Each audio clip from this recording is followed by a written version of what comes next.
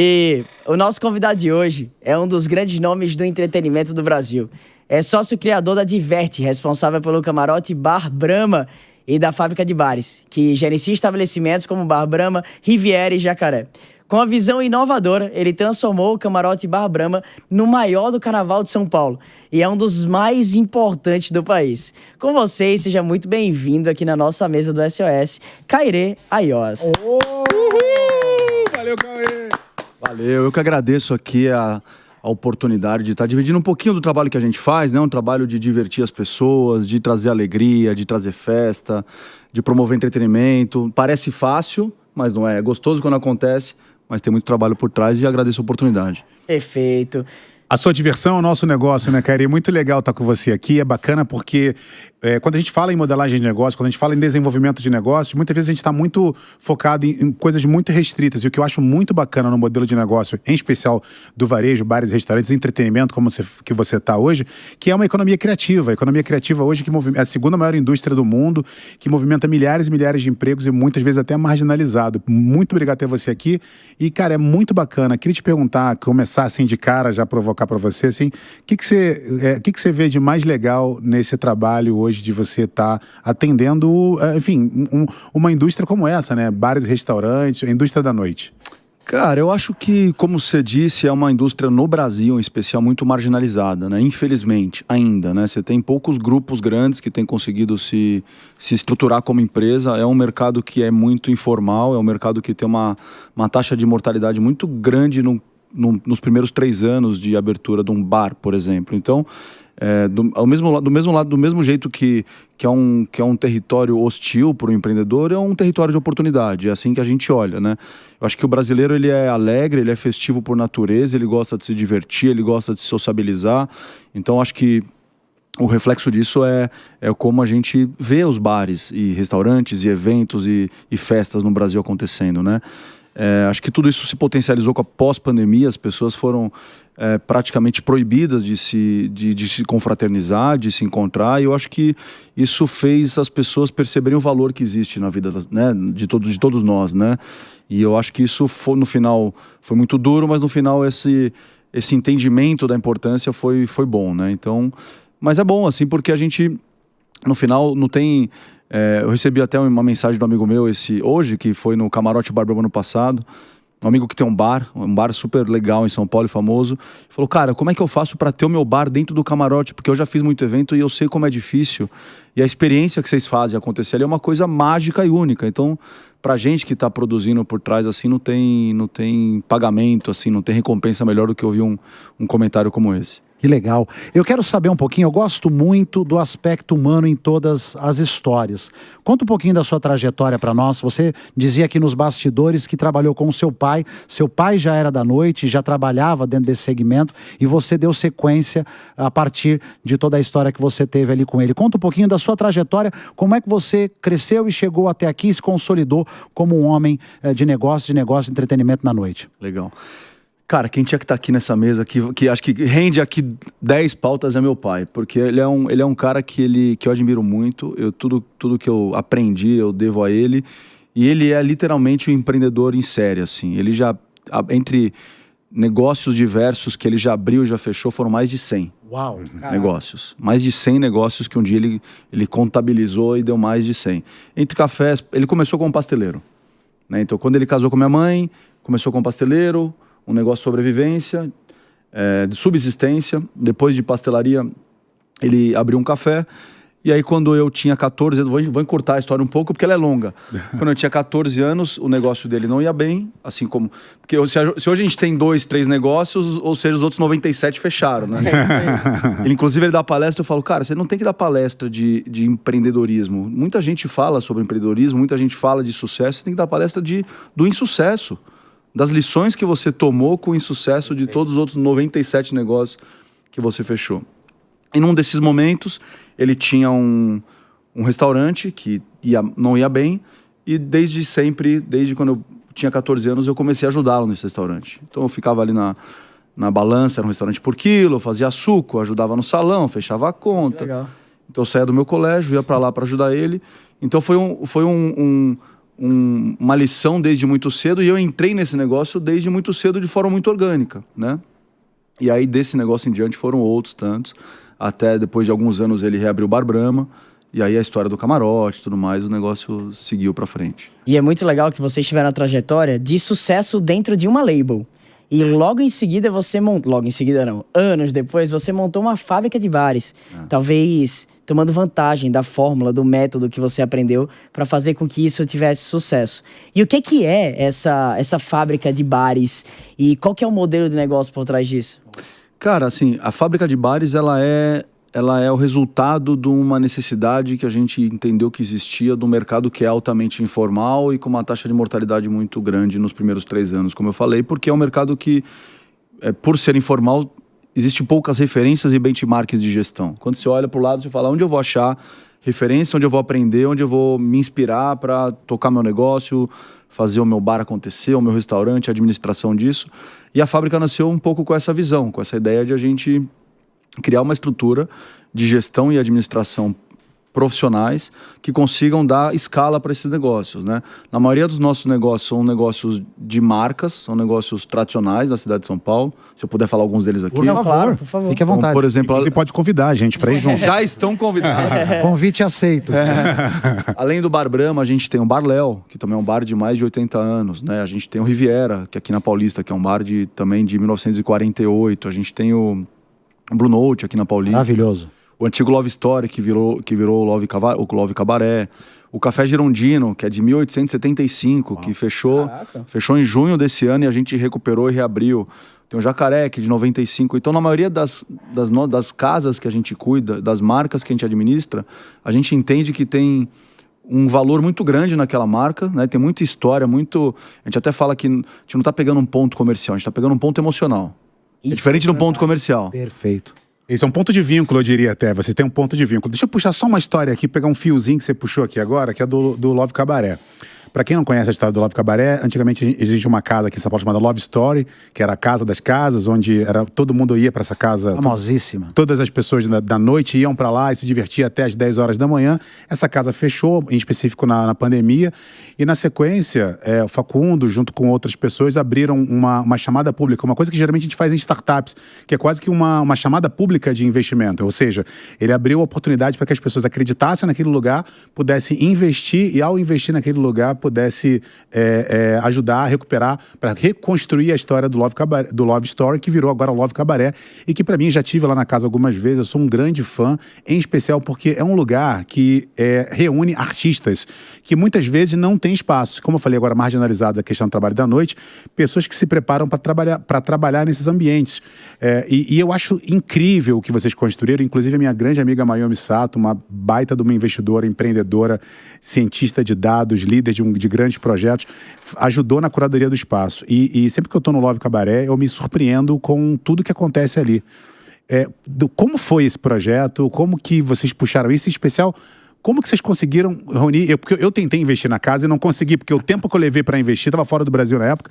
Quando eu tentei investir na casa, já tinha acabado todas as cotas e é um grande sofrimento. Então, no meu portfólio no meu anti-portfólio de empresas que eu deixei de investir, que são um grande sucesso, o Love Cabaré é um deles. Ainda há uma cota para o Mackenzie poder comprar, não? Por favor. Você consegue dar um jeito? Eu lavo louça. A gente consegue dar um Eu jeito. lavo louça, se precisar. Não, eu acho que o Love foi um dos projetos mais desafiadores que a gente já enfrentou, assim, porque, primeiro, ele tinha esse peso histórico na memória das pessoas de uma coisa que se tornou uma referência na cidade de São Paulo, pro bem ou pro mal, independente, né? Acho que ele teve os seus momentos. Ele é forte, né? Forte, ele é marcante, polêmico, emocionalmente marcante, exato. Então, o nosso principal desafio nesse caso era não só reabrir, mas ressignificar o espaço. E eu acho que você que teve a oportunidade de estar lá, você viu o que acontece no Love hoje. Basicamente, ele é um cabaré. É difícil ter referências. No Brasil, não acho que exista algum projeto. Eu já encontrei em Paris, eu encontrei algumas referências assim. Na Europa tem alguns deles. Só para explicar um pouco para a nossa audiência sobre o cabaré. É uma casa de entretenimento adulto, mas que tem arte performance. Então, se você já viu algum filme, por exemplo, que tem aquelas dançarinas de cancan. Moulin Rouge. Moulin Rouge, por exemplo. O filme Moulin Rouge é essa referência que a gente pode trazer para você. É exatamente essa referência, o que foi difícil para a gente explicar para as pessoas. Um dos principais desafios era comunicar para as pessoas o que ia ser o Love, diferente do que era o Love história. Até porque, imagino que talvez, isso não foi tão intencional, essa criação. Foi muito orgânica, né? Na época. E hoje você trazer uma roupagem intencional pra algo que surgiu e fluiu organicamente é mais complexo. Não, quando a gente pegou... Porque o Love foi pra falência, a gente adquiriu o ponto comercial, a marca, o ativo que estava dentro no leilão de falência. Quando a gente pegou, a gente não sabia o que ia fazer no projeto ainda. A ideia criativa e a conceituação veio depois disso, com essas referências de Crazy Horse, de Moulin Rouge, de The Box, de Nova York, coisas que não tinham aqui no Brasil, que tinha espaço para dar palco para artistas do corpo, da sensualidade, do erotismo, da sexualidade, que não tinham espaço em São Paulo para... É burlesca, é uma casa burlesca. Então, assim, chega a ser impressionante. É algo que você... É uma casa, é um lugar onde existem performances que você fica assim, boquiaberto com o que acontece. Independente da sexualidade, da sensualidade, mas a capacidade que algumas pessoas... É como se você fosse ao Cirque du Soleil e você se surpreendesse. Quem já teve a oportunidade, por exemplo, de ir no espetáculo ou algum outro espetáculo em Las Vegas, eu já tive... Eu amo entretenimento, é uma coisa que eu me encanto. E você vê a capacidade que as pessoas têm de executar ali. Então, eu tive... No dia que eu estive lá, inclusive aquela Érica, uma que é deputada federal... Erika Hilton. Erika Hilton estava lá, falando sobre um pouco do seu trabalho e tudo, e foi uma pessoa... O mestre de cerimônias era uma pessoa completamente, assim, indescritível, e teve uma performance de uma pessoa que colocou um chiclete, um balão na cabeça. Gama Rigai, nosso artista Gama Rigai. Exato. E eu fiquei assim, meus olhos ficaram assim, o que é aquilo, sabe? Então, parecia um sonho. Legal. Ô, Kairi, deixa eu só te fazer uma pergunta. O seu setor foi certamente o mais afetado, se não o mais afetado, um dos mais afetados durante a pandemia. Passado esses anos, como é que está o setor? E me diga, já houve uma recuperação total daquilo que foi sofrido durante a pandemia? Com certeza foi, se não foi o mais, foi um dos mais afetados. Eu diria que pós-pandemia, do ponto de vista de demanda, foi muito bom. 22, 23 e 24, até meio de 24. Eu não diria que foi totalmente recuperado. Eu falo por nós, e tenho certeza que grande parte do mercado ainda paga a conta da pandemia. Exatamente isso. Existiu um incentivo por parte do governo federal do PERSE, que foi muito importante, articulado pela ABRAP, inicialmente para o setor de eventos, mas que depois atingiu o setor de bares e restaurantes também, que é um projeto de isenção de impostos federais, e isso ajudou muito o setor. Mas eu acho que isso também, como a demanda foi muito grande em 2022, 2023, 2024, o lado positivo é que teve muita coisa nova aparecendo. Eu acho que agora o mercado entra num momento de acomodação. É meu sentimento um pouco que a demanda já baixou um pouquinho em relação ao ano passado. E aí não sei se todo mundo vai conseguir ultrapassar esse momento e sobreviver daqui para frente ou não. Show de bola. Meu interesse agora é a visão de business por trás do negócio da noite. É um bom negócio? Você diria que vale a pena para os nossos empresários de casa olharem para isso, buscarem investir talvez seu capital ou até abrir um negócio como esse? E se sim, quais cuidados eles deveriam tomar, né? Cara, eu acho que como qualquer mercado pode ser um bom negócio e como qualquer mercado pode ser um péssimo negócio. Eu acho que a diferença é que se a conta desse negócio ela não pode ser, na minha opinião, somente racional. Ela envolve paixão, ela envolve entrega, ela envolve a pessoa se abster muito, porque é um negócio que consome muito da sua vida social. Então, eu acho que se for investir somente pelo dinheiro, a minha recomendação é não faça isso. Invista em outra coisa. Invista em Bitcoin, invista em renda fixa, em qualquer coisa, porque é um negócio que tem alto risco, é um negócio que demanda paixão e muito envolvimento para ele ter alguma chance de dar certo. E tem muita profissionalização. Você falou agora há pouco da pandemia. A pandemia gerou um processo nesse setor de muita profissionalização. Eu, quando falo, por exemplo, de modelagem de negócio, eu gosto muito de usar restaurantes como exemplo. E eu sempre falo que um restaurante não é um único negócio.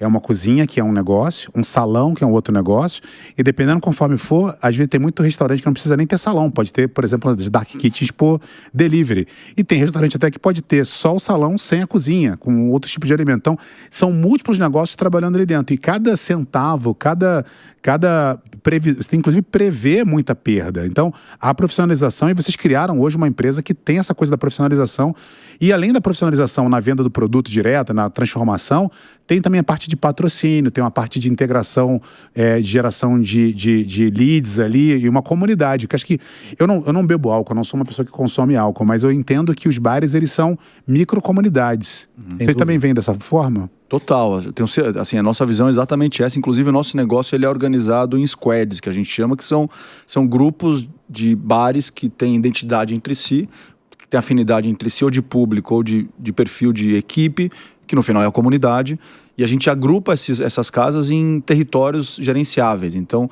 cada squad desse, de 3, 4 casas, tem um head de operação. Então são como se fossem filiais por afinidade de comunidade. Você falou de margem, o nosso negócio é feito de migalha, a gente fala exatamente isso. O nosso negócio é feito é um negócio de transformação, ou seja, de produção. Você compra uma peça de picanha, transforma ela, mistura com um monte de coisa e vende num outro preço de um outro jeito. Então ela tem um processo de produção, uma fábrica, junto com um serviço junto, né? Então, sem tempo de errar. Então é muito difícil. O que a gente fez durante a pandemia, a gente criou um hub de inovação. Exatamente por não ter nenhum tipo de hub de inovação voltado para o nosso mercado, para o nosso segmento de bar e restaurante, a gente criou um negócio chamado Fab Lab, que é um hub de inovação que usa o nosso ecossistema de casas como um lab de teste e desenvolvimento de novas soluções para dores que a gente tem.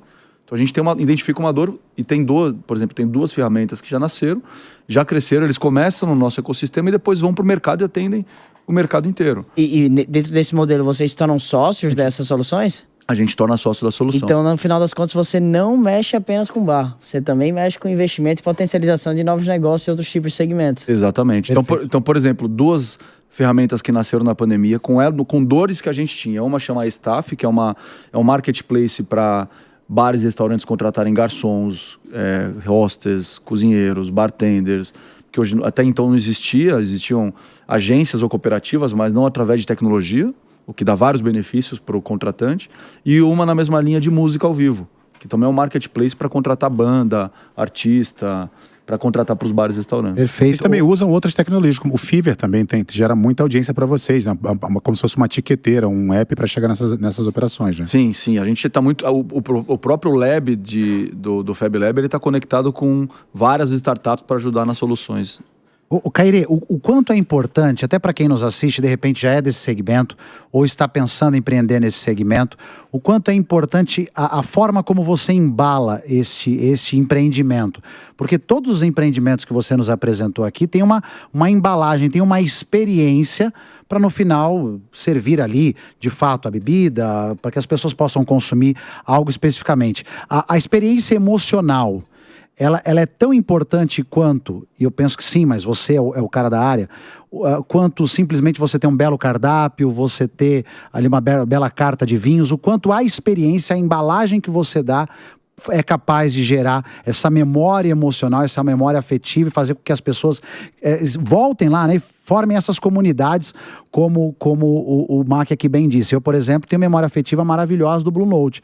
Já levei algumas pessoas lá, uma experiência de fato incrível. Então, quanto a experiência dosada com a prestação de serviço, com uma culinária adequada, com uma carta adequada de bebidas, faz com que o seu negócio tenha sucesso? Eu acho que esse é o nosso olhar todos os dias, esse é o nosso principal desafio e nosso foco nos investimentos que a gente faz no negócio vão sempre em linha com isso.